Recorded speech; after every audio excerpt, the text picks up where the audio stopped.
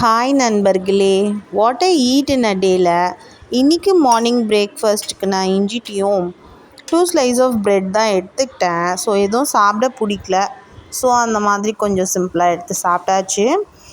மத்தியானம் லஞ்சுக்கு என்ன பிளான் பண்ணலாம் அப்படின்னு பார்க்கும்போது கொஞ்சம் புதினா புலாவ் தான் பண்ணேன் நான். நார்மல் ரைஸ் தான், வீட் ரைஸில் தான் பண்ணேன் நான், பிரியாணி ரைஸில் பண்ணல.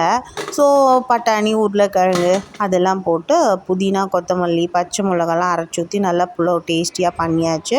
ஸோ அதுக்கு சைட்ஸ்க்கு என்ன பண்ணலாம் அப்படின்னும் போது என் பையன் ரொம்ப நாள் அந்த ஃப்ரைடு மசாலா ஃப்ரைஸ் பண்ணி கொடுன்னு சொல்லிகிட்டே இருந்தான். ஸோ அது இதுக்கு நான் காம்பினேஷனாக பண்ணிட்டேன். இல்லைன்னா ஒரு பொட்டேட்டோ ஃப்ரை தான் பண்ணலாம்.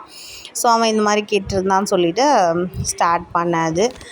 நல்லா நீட்டமாக கட் பண்ணிவிட்டு ஜஸ்ட்டு 65 மசாலா, இஞ்சி பூண்டு, கடல மாவு, வீட்டு குழம்பு மிளகாத்தூள் எல்லாமே போட்டு பெசரி வச்சுட்டு ஒரு 1/2 hour கழித்து ஜஸ்ட்டு டீப் ஃப்ரை பண்ணி எடுத்தாச்சு. சூப்பராக இருக்கும், செம்ம டேஸ்டியாக இருக்கும். வெறுமனே கூட சாப்பிடலாம், அப்படியே சாப்பிட்டனாலும் சூப்பராக இருக்கும். அது சாஸோடு வச்சு சாப்பிட்லாம், சூப்பராக இருக்கும். இந்த பொட்டேட்டோ எப்படி பண்ணாலும் செம்ம டேஸ்டியாக இருக்கும். அது எல்லாத்தோடையும் சூட் ஆகும். அது குழம்புல போட்டாலும் சூட் ஆகும், ஃப்ரை பண்ணாலும் சூட் ஆகும்.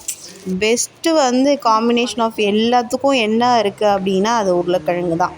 நல்லாவே இல்லை, செம்ம குழம்பாக இருந்தாலும் அவங்கக்கிட்ட ஒரு பொட்டேட்டோ ஃப்ரை பண்ணிவிட்டு டக்குன்னு நம்ம சாப்பிட்டோன்னா சூப்பராக இருக்கும்.